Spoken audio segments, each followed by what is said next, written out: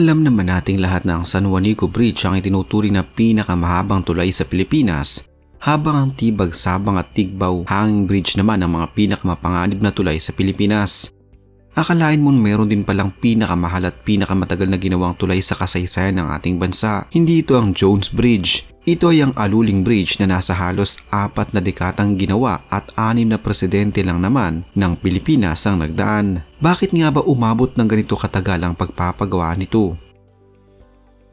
Kung ang San Juanico Bridge na itinuturing na pinakamahabang tulay sa Pilipinas ay nagawa sa loob lamang ng 4 na taon na sinimulang itayo noong taong 1969 at natapos noong taong 1973, ang Aluling Bridge na hamak na mas maiksi lamang kumpara sa San Juanico Bridge ay ginawa sa loob ng halos 4 na dekada o halos 40 taon. Bakit nga ba ang tagal ng pagkakagawa nito? Pero bago yan, isang paglilinaw muna. Alam nyo ba na hindi naman talaga San Juanico Bridge ang pinakamahabang tulay sa Pilipinas sa kasalukuyan? Ang itinuturing na pinakamahabang tulay sa Pilipinas kung pagbabasehan ng haba nito ay ang Candaba Viaduct sa probinsya ng Pampanga. May haba itong 5 kilometro habang ang San Juanico Bridge ay may haba lamang na mahigit sa 2 kilometro. Subalit dahil sa ang Candaba Viaduct ay tumatawid lamang sa ilang mga sapa at ilog, hindi ito may kukonsiderang pinakamahabang tulay. Mas pinili at opisyal pa din kinilala ang San Juanico Bridge bilang pinakamahabang tulay sa Pilipinas sa kasalukuyan na tumatawid sa malawak na karagatan. Natapos ang agam-agam ng mga taga Ilocos Sur tungkol sa Aluling Bridge dahil noong taong 2013 nang sa wakas ay buksan ito. Inakala nila na magiging alamat na lamang ang pagpapagawa nito at hindi na matatapos dahil sa ilang dekada ang nagdaan bago ito tuluyang magbukas sa publiko. Sa ilalim ng administrasyon ni dating Pangulo at Yumaong Benigno Aquino III, ang nasa 180 kilometrong tulay ay natapos noong taong 2013.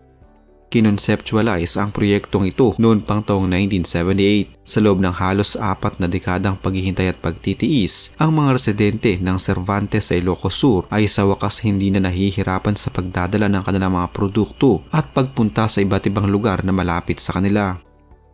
Ang Cervantes kasi ay 6 na kilometro ang layo mula sa pinakamalapit na bayan noong hindi pa nagagawa ang tulay. Ang pagkakagawa ng tulay na ito ay nakaengganyo din sa mas maraming turista na bumisita. Ilan kasi sa maaaring mabisita sa Cervantes ay ang Gambang Falls at Yamashita Cave. May ilang nagsasabi na ang Aluling Bridge umano ang pinakamahabang tulay sa Ilocos na may nasa 180 kilometro ang haba. Subalit malayo ito sa katotohanan dahil ang Quirino Bridge na nasa Bantay, Ilocos Sur ay nasa 456 na kilometro ang haba. Gayunpaman, kahit ano pang sabihin nila, isa lamang ang mahalaga para sa mga taga Ilocos. Ito ay sa wakas bukas na ang Aluling Bridge sa publiko at maaari na itong gamitin. Ang Golden Gate sa San Francisco, California sa bansang Amerika na may habang 2,737 ay sinimulang itayo noong taong 1933 na natapos at sinimulang gamitin noong taong 1937. Ang Aluling Bridge ay nasa 7% lamang ang haba kumpara sa haba ng Golden Gate sa Amerika pero 4 na taon lamang itong ginawa kumpara sa Aluling Bridge na umabot sa 36 na taon bago ito natapos. Noong taong 2011, ang mga miyembro ng Cervantes Association USA o CAUSA ay naglunsad ng 3 araw na medical mission mula January 31 hanggang February 2. Ang mga balikbay na lumahok sa 15 kilometers fun run ay namangha ng kanilang madaanan ng 2-lane concrete highway mula sa bayan ng Tagudin sa Ilocos Sur patungong Cervantes. Pero ang tila nakapagpadismaya sa kanila ay nang makita nila ang hindi pa tapos at delikadong Aluling Bridge na sana'y magdurugtong sa Ilocos Sur patungong Bontoc sa Mountain Province na makapagpapadali sa paglalakbay ng mga tao at ng mga turista.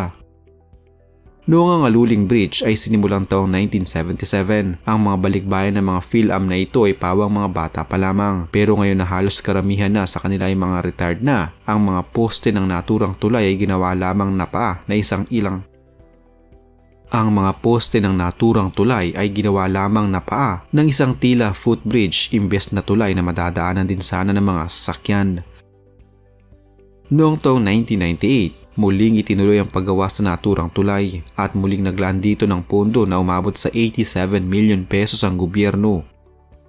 Sinasabing ang halagang ito ay mula kina dating Ilocos Sur Representative Eric Singson, dating Mountain Province Representative Victor Dominguez at dating Pangulong Fidel Ramos.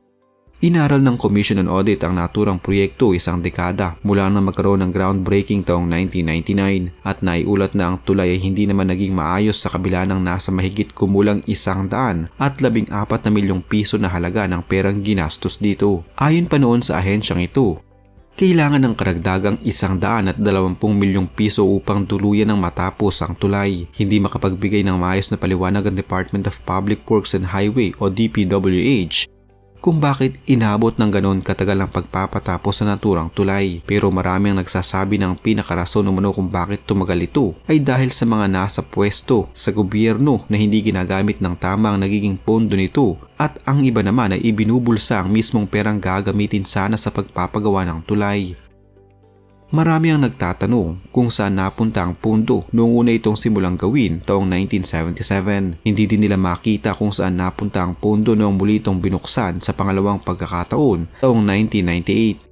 Dahil dito ay nakiusap ang kausa sa nooy Pangulo ng Pilipinas na si Benigno Aquino III na kung pwede ay muling bigyan ng pag-asa ang mga tao sa Cervantes na pagnanais nilang matapos ang naturang tulay. Isang petisyon noon para matapos ang Aluling Bridge ang iniabot kay Pinoy na may nasa mahigit 16,000 lagda.